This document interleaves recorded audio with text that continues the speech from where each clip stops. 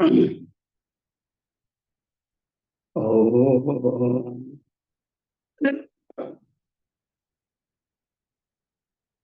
ओम विश्वानि देव सवितर्दुरितानि परासुव यद्भद्रं तन्नासुव। ओम शांति शांति शांति। श्री सद्गुरुदेव भगवान की जय। प्रस्तुत विवेक चूड़ामणि चल रहा है और आत्मनिरूपण प्रकरण। इस प्रकरण में देख रहे थे कि पंचकोश प्रकरण है। पंचकोश प्रकरण में पहले विज्ञान में प्रकरण हो गया, अब आनंदमय प्रकरण है ना। 5 कोश है, पंचकोश। अन्नमय, प्राणमय, विज्ञानमय, आनंदमय। तो इस आत्मरूप प्रकरण में ब्रह्मानुभूति कैसी होती है, वो आनंद कैसा होता है, और जगत का मिथ्या आनंद कैसा है, इसका निरूपण करते हैं। वो अनुभव जो होता है, स्वयं जो अपरोक्ष ज्ञान है, वो ब्रह्मानंद अनुभूति ही सत्य है और कोई सत्य है नहीं। संसार को जो सत्य मान रहे हैं, संसार सत्य भाषित होता हुआ भी उसका आनंद महसूस नहीं होता।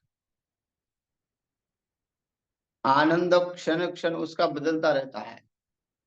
हम जब भोजन करते हैं कि भोजन का स्वाद भी कई क्षणों में वो आनंद में आनंद उसका परिवर्तन होता है और तृप्ति में परिवर्तन होता है ना। जैसे भोजन कर रहे हैं, अगर बहुत क्षुधा लग गई है, भूख लग गई, तो भोजन कर रहे हैं तो बड़ा प्रसन्न होते हैं कि बहुत सारे पकवान हैं, बहुत सारे पकवान हैं और भूख भी अच्छी लगी है और बहुत स्वादिष्ट भोजन बना हुआ है। तो उस समय जो भोजन करने का आनंद है शुरू में, वो समाप्ति में नहीं है। समाप्ति में जब आपकी तृप्ति होती है, पदार्थ तो वही रहते, पदार्थ तो समाप्त होते नहीं। लेकिन जो पहले पदार्थ को देख के आनंद होता था, अब उस पदार्थ को देख के लगता है नहीं नहीं, हटाओ हटाओ, अब नहीं चाहिए। अगर किसी ने जबरदस्ती की भाई ले लो, तो उसके ऊपर भी गुस्सा हो सकता है कि नहीं चाहिए। तो ये संसार का आनंद दिख रहा है लेकिन महसूस नहीं होता पूर्ण रूप से। और परमात्मा का आनंद जो है वो अनुभव से आता है। क्यों आता है?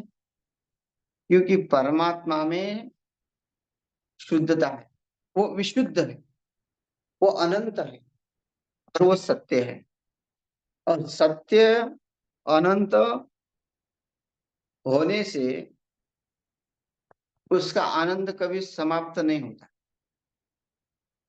और संसार सत्य नहीं है, परिवर्तन हो रहा है, क्षण क्षण बदल रहा है, विशुद्ध नहीं है, शुद्ध नहीं है। हर किसी का अंतःकरण जो है मलिन हो रहा है, हर कोई जो है उस मलिन अंतःकरण को शुद्ध करने में लगा हुआ है। लेकिन जो स्वयं शुद्ध है, उसको शुद्ध करना क्या है? बस उसकी अनुभूति करनी है।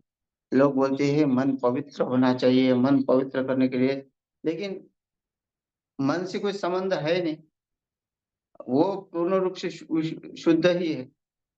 तो ये इस श्लोक में कहते हैं कि उसका आत्मा का निरूपण करते हैं कि वो किस तरह है।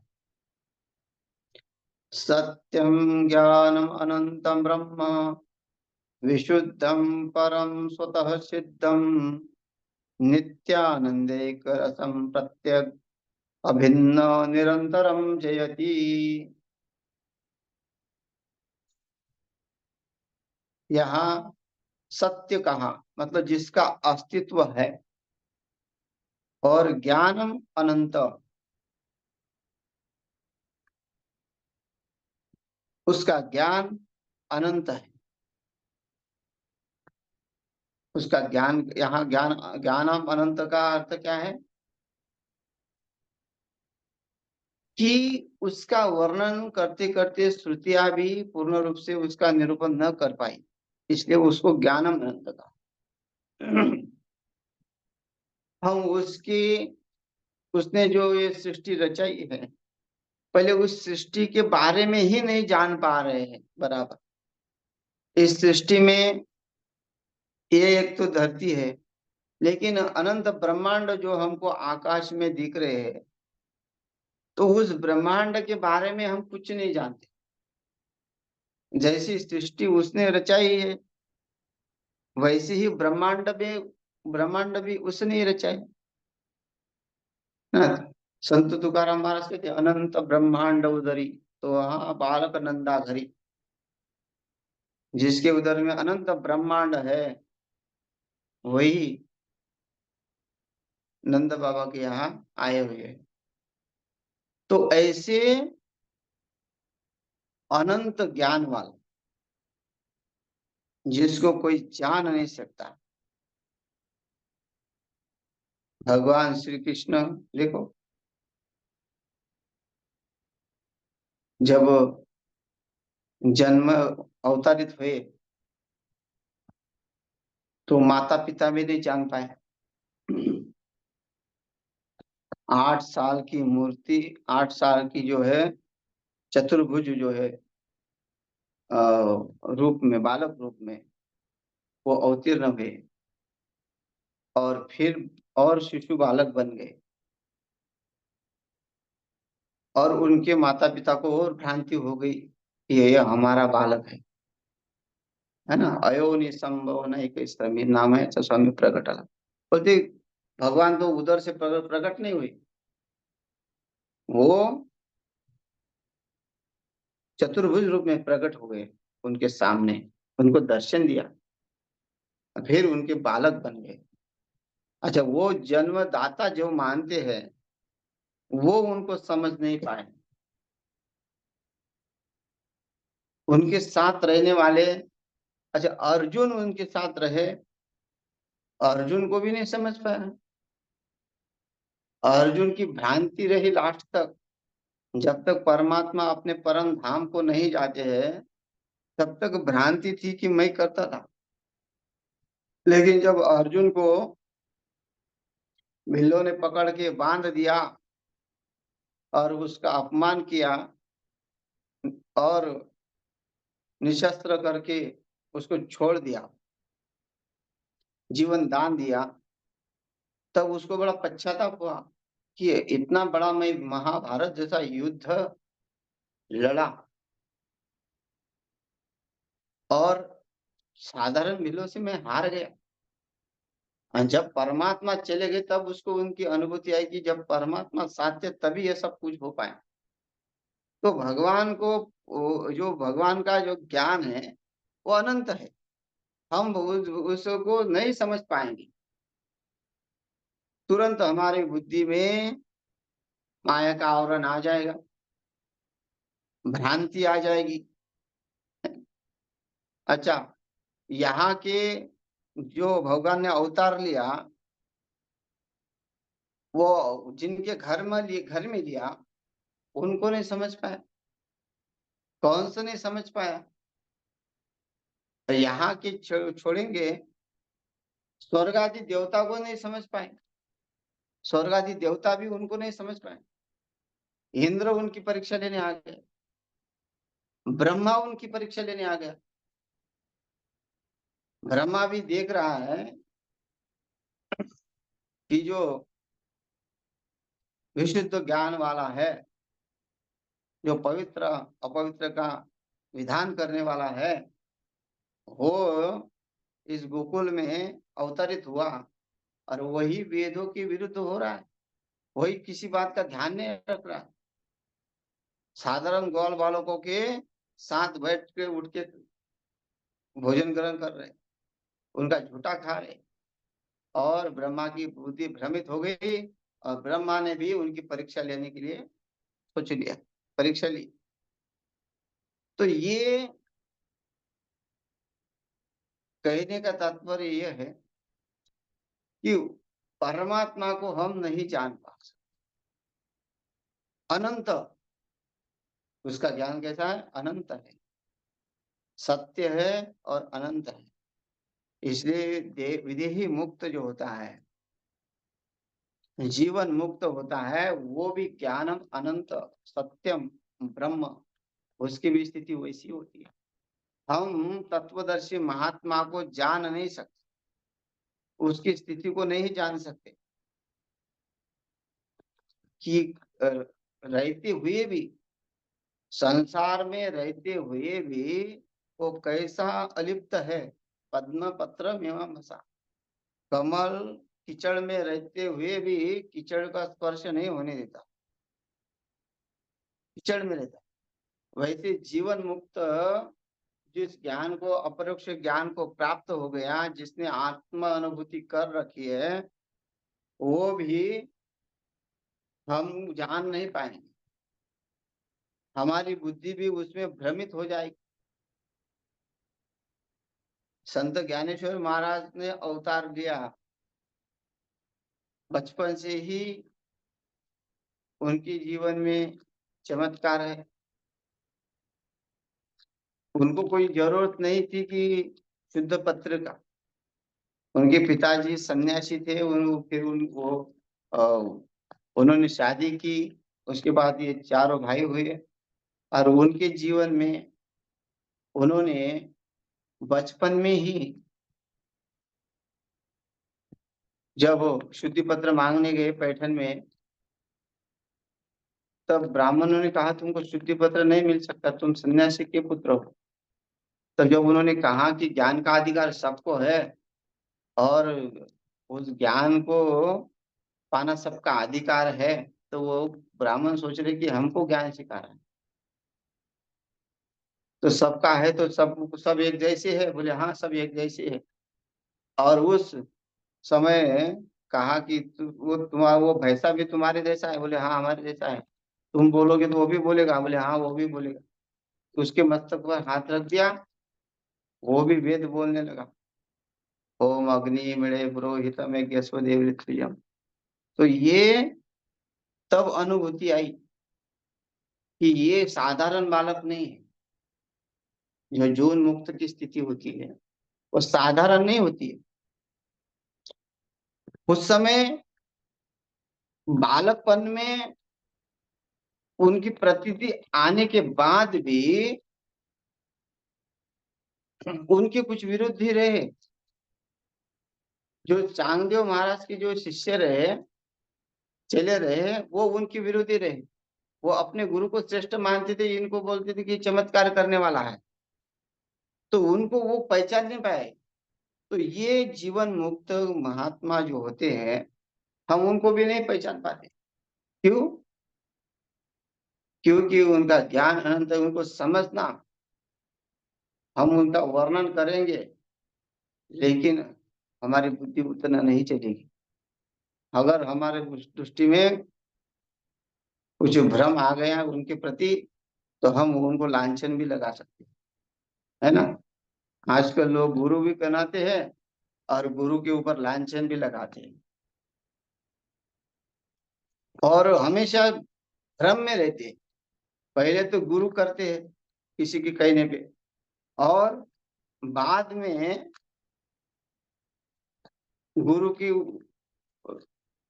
प्रति जो है भ्रमित बुद्धि रखते हैं कि हमने सही किया कि गलत किया, हमारे गुरु सही है कि गलत है। थोड़ा कुछ सुनने में आया तो बस सुना सुनी जो है, लोगों की भी विश्वास रखेंगे लेकिन अपने आप पर नहीं रखते। तो ये क्यों होता है? ये भ्रम के कारण। लेकिन वो जो विशुद्ध ज्ञान है उसमें कोई भ्रम नहीं है। वस्तुतः सिद्ध है। जब आत्मा अनुभूति हो जाती है, उसका भ्रम मिट जाता है, वो प्रकाशमान हो जाता है। प्रकाश में उसको रज्जु में रज्जु दिखाई देगी और सर्प में सर्प दिखाई देगी। उसमें सर्प में रज्जु नहीं दिखाई, मतलब रज्जु में सर्प नहीं दिखाई देगा, भ्रांति नहीं हो, वह भ्रांति नहीं। जब उस ज्ञान को हम प्राप्त करते हैं, उस आत्मा अनुभूति को प्राप्त करते हैं, अपरोक्ष ज्ञान को प्राप्त करते हैं, तो वो जीवन विशुद्ध बन जाता है। पहले सत्यम ज्ञानम अनंतम ब्रह्म, वो ब्रह्म कैसा है? सत्य है, उसका कभी परिवर्तन नहीं होता। संसार के जैसा परिवर्तन जो हो रहा है संसार में, उसका परिवर्तन नहीं होता। वो वो स्थिर है, उसका आना जाना नहीं है ना। गीता में दूसरा अध्याय में भी कहा है, अच्छद्यो यम ध्यायो यम क्लेद्यो स्वस्य च नित्य सर्वगत स्थानुर अचलयम सनातन। ये आत्मा का स्वरूप, तो वो नित्य ब्रह्म विशुद्ध परम स्वतः सिद्धम, उसको कोई अलग साधना नहीं करनी पड़ती है। एक बार जीवन मुक्त हो गया, उसके कर्मों का नाश हो गया, तो वो इस संसार के दुख से निवृत्त हो गया। संसार के जो दुख सताते हैं, आध्यात्मिक आदि दैविक आदि भौतिक जो ताप है वो तपाते हैं, वो उसको नहीं तपाएंगे। वो हमेशा आनंद मग्न रहेगा, उस आनंद एक रस में रहेगा, क्योंकि उसने अपने आत्मा को प्राप्त कर लिया। कब प्राप्त करेगा? जब अन्नमय प्राणमय विज्ञान में ये सिर्फ अलग हो जाएगा। उस साधना को वो प्राप्त करेगा जिस साधना को वेदों ने वेदांत कहा है, जो एक भाव एक रूप है ना, और उसके दृष्टि में ब्रह्म सत्य और जगत मिथ्या, ऐसा जो अनुभव है, वो वो कभी भी उसमें यद्गत्वा न निवर्तन्ते, वो कभी भी वहां वापस नहीं आता। अज्ञान में, भ्रम में, इस माया के बंधन में वो कभी वापस नहीं आता। वो नित्य आनंद एक रस में रहता। रसो वै सह, वही परमात्मा है, जिसका ब्रह्म रस सेवन करने से कभी वो जो है थकता नहीं है, कभी उसको जो है लगता नहीं है कि मैं तृप्त हो गया हूँ। जैसे भोजन करने के बाद तृप्त होता है ना, आनंद समाप्त हो जाता है, वो ब्रह्म रस में ही हमेशा रहता है, उससे कभी हटता नहीं है ना। संसार के आनंद से हट जाता है व्यक्ति। कोई भी संसार का आनंद ले लो, कोई वस्तु ले लो, कोई पदार्थ ले लो, कुछ भी ले लो, संसार का आनंद आपको दूर कर देगा। आपने आनंद के लिए गाड़ी दी और गाड़ी में 24 घंटे बैठते उठते रहेंगे, लेकिन जब मोटापा बढ़ जाएगा, पेट बढ़ जाएगा, और फिर क्या होगा? शरीर स्थूल हो जाएगा, तो डॉक्टर के पास जाएंगे दवाई लेने के लिए, और डॉक्टर कहेगा कि भाई 6 किलोमीटर पैदल चलना पड़ेगा तभी तुम ठीक हो जाओ, और 6 किलोमीटर फिर गाड़ी छोड़ के पैदल चलना पड़ता है।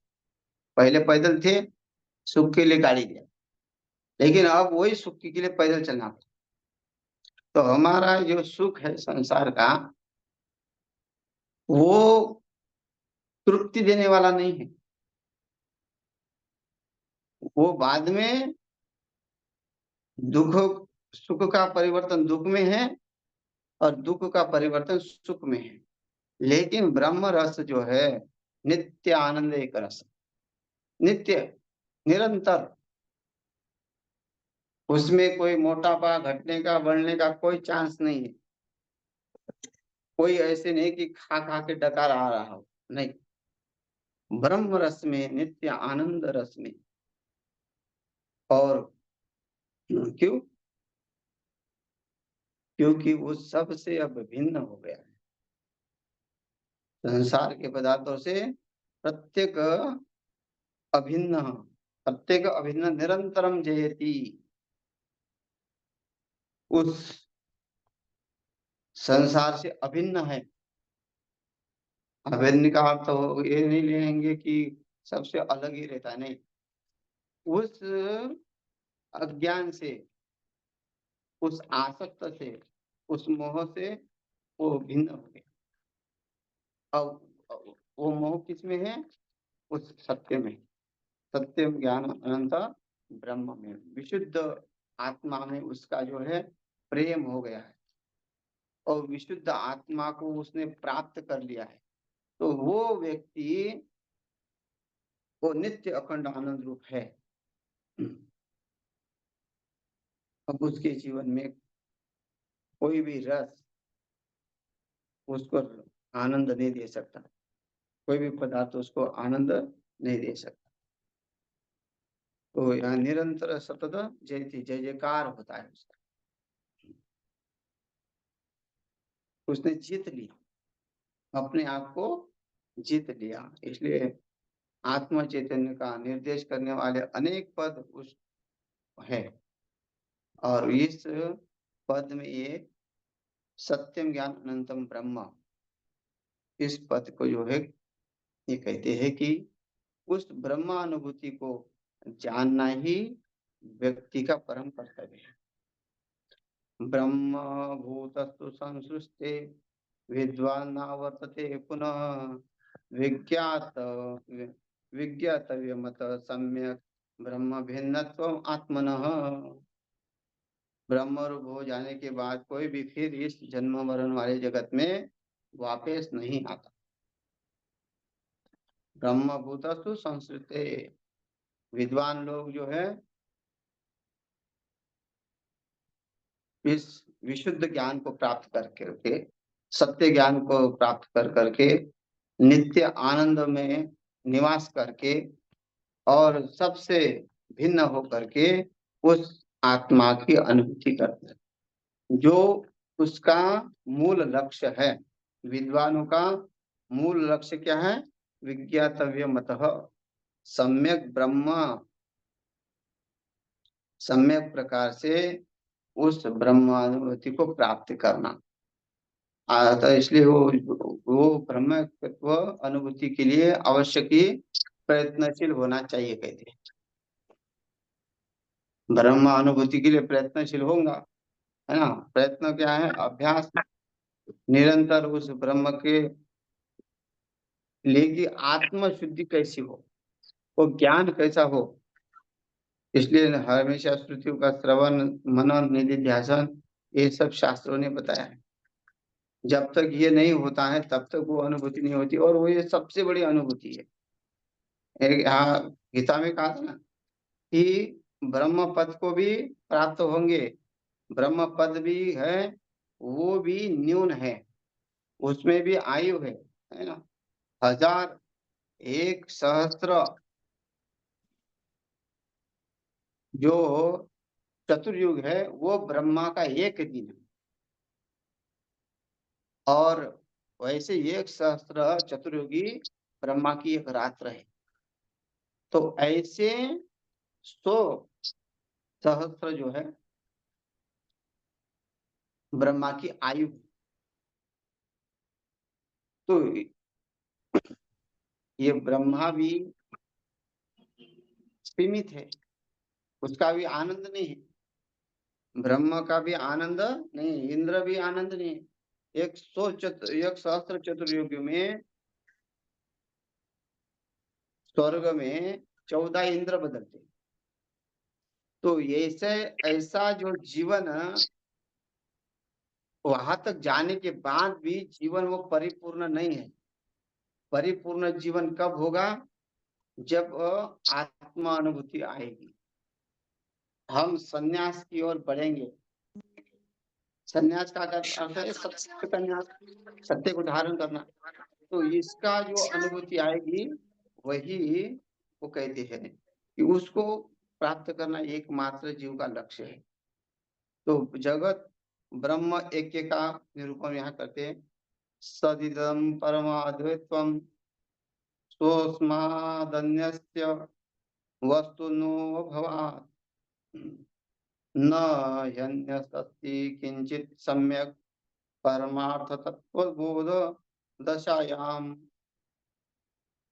सत्य इदम, यह परम अद्वैत परम एकता का जो अपने से अन्य का वस्तु तो किसी की वस्तु का अभाव के कारण नहीं है। तो कहते हैं कि यहाँ परम अद्वैत ही केवल सत्य तत्व है, क्योंकि आत्म तत्व के सिवा कोई वस्तु है ही नहीं। सदिदम परमम अद्वैतम स्व अस्मात् अन्यस्य वस्तु न अभावात्, कोई भी वस्तु में उसका अभाव नहीं है। कहीं भी पदार्थ में, कोई भी कार्य में उसका अभाव नहीं है, वो सब में है, उसकी सत्ता सब में है। कोई वस्तु भी न नहीं, उसके सिवा कोई नहीं है, परम सत्य है। अर्थात आत्मा के साक्षात्कार की अवस्था में और किसी का भी किंचित भी अस्तित्व नहीं रहता। जो आत्मा का अवस्था है, आत्मा की जो अस्तित्व है, वो हर जगह है। तो हर जगह तो आनंद है, लेकिन वो आनंद हमें क्यों नहीं मिल रहा, वो अनुभूति क्यों नहीं हो रही। हर पदार्थों में आनंद है, लेकिन हमने पदार्थों को पदार्थ मान दिया। जब उस पदार्थों को जो हम सेवन करते हैं, उस सेवन को हम ये मानते हैं कि इससे हमारी तृप्ति होगी। अगर वो है ना ब्रह्म रूप, अन्न भी ब्रह्म है, अन्न को भी ब्रह्म माना है। तो अगर हम अन्न को ब्रह्म समझ के ग्रहण करते हैं, तो वो हमारे अंदर ब्रह्म रस होगा, हमारे अंदर ब्रह्म विचार आ जाएंगे, वही आनंद आ जाएगा। लेकिन अगर हम उस अन्न को ब्रह्म रस न पाकर केवल हम एक भोजन और एक हमारा पेट भरने का एक सामग्री मानते हैं, तो वो हमको अनुभूति नहीं आएगी कि हमें भूख लग गई है और ये भूख मिटाने वाला पदार्थ है। नहीं, वो भूख मिट जाएगी, दोबारा भूख लगी जाएगी। लेकिन वो जो ब्रह्म रस है, जो अन्न भी ब्रह्म है, उसको अगर ब्रह्म रूप में ग्रहण करते हैं तो उसी का है ना। इसलिए कहते हैं आहार युक्त तो आहार शुद्धि सत्व शुद्धि। आहार अगर हम उस उसको प्राप्त करके उसको दे कर लेते हैं, तभी हमें जो उसका फल मिलता है, तभी हमें हमारा जो है वो ब्रह्म रस हमको प्राप्त होता है। तो यहाँ ये आत्म साक्षात्कार की अवस्था और किसी भी किंचित भी अवस्था नहीं रहती है।